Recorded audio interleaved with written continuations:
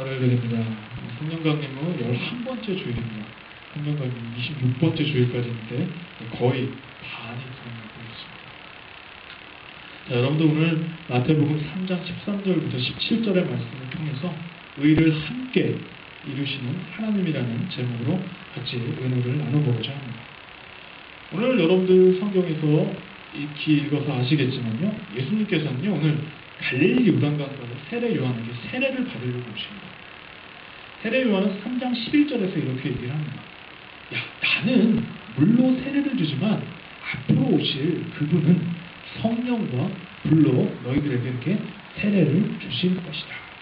이렇게 말씀하신 거에서 이미 세례 요한은 그 예수님께서 오실 것을 알고 있었습니다. 하지만 어찌 된 일인지요, 예수께서 오시긴 오셨는데 세례를 주시기 위해서 오신 것이 아니라 바로 오히려 요한에게서 세례를 받으려고 하십니다. 이 세례 요한이 굉장히 거절합니다. 아우, 제가 감히 어떻게 세례를 줍니까? 하지만 예수께서는 세례를 받는 것이 세례 요한아 모든 의를 이루는 것이다. 모든 의를 이루는 것이다. 라고 말씀하시면서 요한에게서 세례를 받게 됩니다. 이때 어떻게 됩니까? 이때 하늘이 열리고 하나님의 성령이 예수님께 임합니다. 그리고 하늘로부터 야, 이는 내 사랑하는 아들이다, 내 기뻐하는 자라는 하나님의 음성이 들리게 됩니다. 근데 여기서 궁금한 점이 한 가지가 있습니다. 보태어 왜 예수님께서는요 세례를 받으려고 하셨을까요? 왜 예수님께서 세례를 받으려고 하셨을까요? 세례 요한은요 죄 사함을 받게 하는 회개를 마태복음 3장 11절, 마태복음 2장 14절을 보면 죄 사함을 받게 하는 그런 회개를 촉구하기 위해 세례를 베풀었습니다. 얘들아, 죄 사하기 회개해라. 그래서 온 유대 지방과 예루살렘 사람들이 자신들의 죄를 회개하고 요단강에서 세례를 받았다고 성경은 기록하고 있습니다. 세례 요한의 세례는요 이처럼 죄사함, 회개에 초점이 맞춰져 있습니다. 이런 목적을 가진, 죄사함과 회개를 가진 목적이었다면 굳이 예수님께서는 세례를 받으실 필요가 없었습니다. 왜냐하면 예수님은 하나님의 아들입니다. 하나님께서 인간의 몸으로 이 세상에 오셔서 죄가 없으신 유일한 분이십니다. 또한 세례 요한의 말과 같이 세례 요한은 물로 세례를 주는 사람이지만 예수님께서는 불과 성령으로 세례를 주시는 분이기 때문에 굳이 세례를 받으실 필요가 없고 회개하실 필요가 없습니다. 세례 요한 역시요 자신이 예언한 것과 같이 자신보다 훨씬 더 능력이 많으신 분이 오셨다는 것을 알았기 때문에 예수님에게 세례를 주는 것을 거절했었습니다. 하지만 예수님께서는 15절의 말씀에서 같이 세례 요한에게 우리가 이와 같이 하여 모든 의를 이루는 것이 합당하다라고 말씀하시기에 세례를 받습니다. 맞습니다. 예수님께서요 세례를 받으시려는 이유는 바로 다른 것이 아니라 바로 하나님의 의를 이루기 위함이었습니다. 하나님의 의는요 이 마태복음에서 흐르고 있는 굉장히 전체적인 주제입니다. 하나님의 의는 이 마태복음 전체의 주제입니다. 예수님께서 이 땅에 오신 이유 역시 하나님의 의를 이루기 위함입니다. 그렇다면 도대체 하나님의 의가 무엇입니까? 하나님의 의가 무엇입니까? 하나님의 의는요 바로 그 하나님의 의지를, 하나님의 뜻을 실천하는 것이며 하나님께 절대적으로 순종함으로 인해서 그것을 이루는 것입니다. 마태복음 26장 42절에 보면 겟세마네 동산에서 마지막으로 끌려가기 전에 예수님께서 기도하시는 장면이 있습니다. 그때 뭐라고 기도하십니까? 그래서 아버지요, 만일 내가 마시지 않고 이 잔이 내게서 지나갈 수 없거든 아버지의 원대로, 아버지의 뜻대로 그냥 되기를 원합니다. 내 뜻이 아니라 아버지의 뜻대로 되기를 원합니다. 바로 이 기도가요, 이 예수님의 기도가 하나님의 의에 대한 그런 이해에 관해서 우리에게 굉장히 전형적인 모델을 보여주고 있는 것입니다. 하나님의 의는 하나님의 뜻을 실천하는 것입니다. 그리고 이게 하나님의 의는요, 하나님의 계획은요, 바로 인간을 구원시키려는, 우리와 같은 죄 많은 인간을 구원시키려는 하나님의 놀라운 계획입니다. 이 놀라운 계획의 바로 첫 번째 단계가 바로 예수님으로 하여금 자신의 하나님들, 자신이 하나님이지만 그 하나님의 신성을 버리고 사람이 되게 만드는 것입니다. 우리와 같은 사람이 되게 하는 것입니다. 그렇기 때문에 예수께서는 사람들을 위한 죄사함의 회개에 초점이 맞춰진 그 세례에 동참하신 것입니다. 왜냐하면 인간의 몸을 입고 오셨기 때문에 그 죄사함의 회개의 세례에 동참하신 것입니다. 이러한 세례를 통해서요, 예수께서 앞으로 구원하실 그 죄인과 같은, 죄인 된 인간들과 동일한 위치에 내려오신 것입니다. 예수님께서는 굳이 세례 받을 필요가 없으신데 세례를 받으신 이유가 나도 너희가 똑같은 인간이다 라고 하신 그 동일한 위치에 내려오심을 보면서 보여주신 것입니다. 여기서 우리는요, 예수님께서 예수님 자신을 스스로 낮추시는 것과 함께 하나님께 순종하는 모습을 볼 수 있습니다.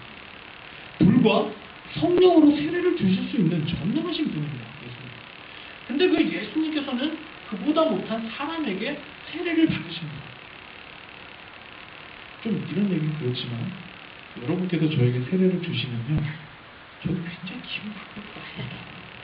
죄송합니다. 이게 굉장히 그럴 것 같아요. 뭐 목사가 아무것도 아닌데 사실은 괜히 평신도한테 세례를 받으면 그래도 내가 목사인데 라고 굉장히 기분 나쁠 것 같습니다. 근데 예수님께서는 그러지 않으십니다. 인간인 세례 요한에게 세례를 받지만 전혀 기분 나빠하지 않으십니다. 예수님께서는 정말로 그보다 더 못한 인간 세례 요한에게 세례를 받으십니다. 진짜 아까도 말씀드렸지만 많이 가진 자, 없는 자 많이 무시합니다. 힘 있는 자가 힘 없는 자 무시합니다. 이렇게 업신여기고 모욕을 주는 이러한 상황에서 이러한 지금과 같은 현실에 보면 참으로 일어나기 어려운 일입니다. 제가 지금 말씀드린 건 똑같습니다. 여러분께서 세례를 주면 저 아마 굉장히 기분 나빠할 겁니다. 세례 받는 모습 한번 상상해 보십시오. 예수께서 세례 요한 앞에서 발 앞에 엎드려서 머리를 숙입니다. 세례를 받습니다. 그 위대하신 하나님이 인간 앞에 머리를 숙입니다. 이거는 정말 하나님께서 철저하게 사람을 낮은 자를 섬기는 모습을 보여주고 계시는 것입니다. 빌립보서 2장 7절에서 8절을 보시면요, 자기를 비워서 하나님의 그 신성을 비워서 종의 형체를 가지사 사람들과 같이 되셨고 사람의 모양으로 나타내서 자기를 낮추시기를 죽기까지 복종하셨더니 곧 십자가에서 죽으십니다. 궁극적으로 하나님의 그 일을 실현하기 위해서 예수께서는 십자가에 돌아가실 만큼 죽기까지 하나님께 복종하셨다는 것입니다. 하나님과 똑같이 존귀함과 동일함을 가지신 분이 자신이 구원할 인간들을 위해 똑같은 모습으로 무릎을 꿇고 스스로 낮추셔서 세례를 받으시고 하나님의 구원 사역을 이루기 위해 세례에 동참하시는 그 모습에서 하나님의 의를 이루려는 예수님의 순종하시는 모습을 발견할 수 있습니다. 근데요, 이렇게 하나님의 의는 우리가 낮아지는 모습으로 끝나는 것은 아닙니다. 세상의 논리와는 분명히 다르게 하나님의 의가 이루어진 세상에서는 자신이 낮출수록 내가 남을 섬길수록 높아지게 됩니다. 예수께서는 인간의 몸을 입으신 성육신, 세례, 그리고 십자가의 죽음은요, 결국은 부활과 승천이라는, 즉 영원한 생명과 높아짐의 전제 조건입니다. 이렇게 낮아지는 것은요, 높아짐의 전제 조건인 것입니다. 하나님의 구원 계획은 바로 우리에게 이렇게 영원한 생명을 주시려는 것입니다. 바로 이것에서 우리는 세상에서 아무리 힘들어도 또 굉장히 낮은 위치에 있어도 혹은 병이 들어도 혹은 가난해도 우리가 영원한 생명에 대한 소망이 있기 때문에 이 세상을 살아갈 수 있는 것입니다. 좌절해서는 안 되는 것입니다. 왜냐하면 영원한 소망에 대한, 생명에 대한 소망이 있기 때문입니다. 예수 그리스도를 믿는 사람들의 신앙이라는 것이요, 바로 이렇게 예수 그리스도를 통해 얻어지는 이러한 영원한 생명에 대한 소망을 갖는 것이며 이것이 하나님의 의를 이루는 것임을 믿으시기 바랍니다. 여러분이 영원한 생명에 대한 소망을 갖는 것이요 바로 하나님의 의를 이루는 것입니다. 오늘 본문에서 발견할 수 있는 또 하나의 중요한 사실은요, 하나님께서 그 하나님의 의를 이루기 위해서 그 하나님의 의를 이루기 위한 계획에 우리들을 참여시키고 계신다는 것입니다. 하나님이 혼자 뿅 해가지고 하나님의 의를 이루시는 것이 아니라 우리들을 지금 참여시키고 계신다는 것입니다. 15절에 나오는 우리라는 단어를 주목할 필요가 있습니다. 예수께서 세례 요한에게 말씀하실 때 우리라는 단어를 사용하신 이유가 무엇일까요? 세례 요한의 입장에서는 예수께 세례를 하는 것이요, 예수님께 세례를 베푸는 것이 바로 하나님의 의를 이루는 것입니다. 근데 세례 요한은요, 예수님께 세례를 베푸는 것이 어떤 것인지, 어떤 것을 의미하는지 잘 몰랐습니다. 분명히 자신보다 더 나은 능력을 가진 사람이 왜 자신과 같은 사람에게 세례를 받게 해달라는지 알 수 없었습니다. 세례를 주기 거절하다가 예수님께서 얘기하시죠. 우리 함께 하나님의 의를 이루기 위해 라는 말을 듣고 예수님께서 세례를 주세요. 우리 함께라는 말을 듣고 바로 세례를 주게 됩니다. 세례 요한이 예수님께 세례를 주는 것은요, 하나님의 구원사역의 일부분입니다. 예수님께서 세례를 통해서 성령의 임하심을 받고 비로소 하나님의 구원사역을 시작하셨습니다. 이후 광야에서 사탄에게 시험을 받으시고 제자들을 부르시고 하나님의 복음을 전파하셨습니다. 예수님께서는 앞으로 일어날 갈등과 그러한 일들에 대해 대처하고 다룰 수 있는 무기들을요, 이러한 세례를 통해서 먼저 성세례를 통한 성령의 임하심을 통해서 바로 얻으셨다는 것입니다. 이러한 의미에서 하나님의 구원사역의 그 시작에 세례 요한의 세례는 굉장히 중요한 의미를 갖고 있는 것입니다. 세례 요한은 예수님께 세례를 주는 의미를 알지 못했습니다. 왜 주는지 몰랐습니다. 하지만 하나님은요, 그 세례 요한으로 하여금 그 하나님의 그 의를 이루는 계획에 예수님의 파트너로서 그 구원에 동참하고 계셨다는 사실에 우리는 굉장히 주목해야 합니다. 우리들 역시 하나님의 의를 이루기 위해서 하나님과 파트너가 됨을 믿어야 합니다. 여러분은 하나님의 파트너입니다. 하나님의 의를 이루기 위해서, 하나님의 구원을 이루기 위해서 여러분은 하나님의 파트너라는 얘기입니다.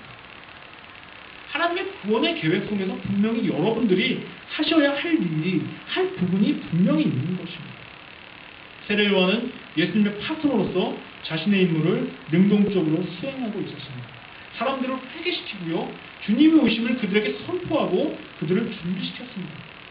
마찬가지로 우리에게도요, 하나님의, 즉 다시 말해 하나님 뜻, 하나님이 원하시는 것을 이루어드리기 위해서 우리가 해야 할 일이 따로 있다는 것입니다. 이것은요, 사람들마다 각기 다 다릅니다. 같을 수도 있지만 각기 다 다를 수도 있습니다.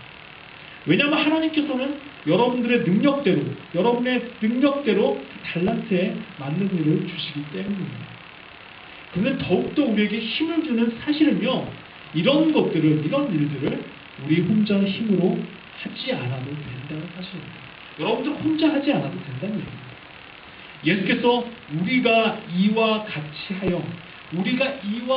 하여 모든 의를 이루는 것이 합당하다라고 말씀하신 것처럼 예수님께서는 파트너로서 저와 여러분과 함께 일하시고 도와주심을 분명하게 약속하셨기 때문입니다. 여러분, 능력 있는 파트너인 그 예수 그리스도가 여러분과 함께 일한다고 생각해 보십시오. 좋지 않습니까? 든든하지 않습니까? 전지전능하신 하나님께서 여러분하고 일하고 있다고 생각해 보십시오. 정말 든든합니다. 제가 개척교회를 하고 있지만 성도님들과 함께 일하고 있어서 너무 든든합니다. 근데 그 뒤에 예수님이 있고 하나님이 있다고 생각해 보십시오. 이건 진짜 장난 아니게 든든한 겁니다. 제가 지금 말씀드렸지만 저희 교회는 개척교회입니다. 아시죠? 지금 5,000명이 있는 개척교회입니다. 개척교회는 이런저런 모양으로 굉장히 여러분들의 도움을, 후원을 받고 있습니다. 어떤 곳에는요, 굉장히 기도로서 저희를 도와줍니다. 어떤 교회는요, 물질로서 저희를 굉장히 도와주고 있습니다. 이와 같이 파트너를 가지고 있다는 것은요, 내가 정신적으로, 그다음 현실적으로, 실질적으로 굉장히 많은 도움이 됩니다. 그런데 예수 그리스도가 여러분 파트너라고 생각해 보십시오. 보이지는 않습니다. 실질적으로 내 눈에 보이지 않습니다. 그러나 나와 함께 계심을 여러분 알고 있습니다. 얼마나 놀라운 은혜이며 얼마나 든든하시겠습니까? 그런데 하나님의 의를 이루기 위해서는요, 우리에게 능동적인 자세를 원하고 있다는 것도 알고 계셔야 합니다. 하나님이, 예수님이 함께 계시는 건 분명하지만 여러분의 능동적인 자세를 요구하고 계신다는 것입니다. 여러분이 스스로 움직이셔야 된다는 것입니다. 하나님은 하나님의 의, 하나님의 뜻, 하나님이 원하시는 것을요, 그냥 거저주지 않습니다. 이것은 우리가 하나님의 말씀과 하나님의 음성에 귀를 기울여야 하는 이유입니다. 거저주시지 않기 때문에 우리가 가까이 가고 귀를 기울여야 하는 이유입니다. 내 자신과요, 하나님과의 깊은 관계 형성이 중요한 이유가 바로 이것입니다. 이것이 바로 우리가 능동적인 것입니다. 하나님의 음성에 귀를 기울이지 못하면 하나님의 의가 아닌 내 자신이 원하는 것과 같은 그런 헛된 것에 우리의 능력과 시간을 사용하게 됩니다. 사람들의 의, 자신의 의를 나타나기 위해서 발버둥 치고 있는 사람들이 너무 많습니다. 죄송합니다. 교회에서도 이런 사람들이 많이 있습니다.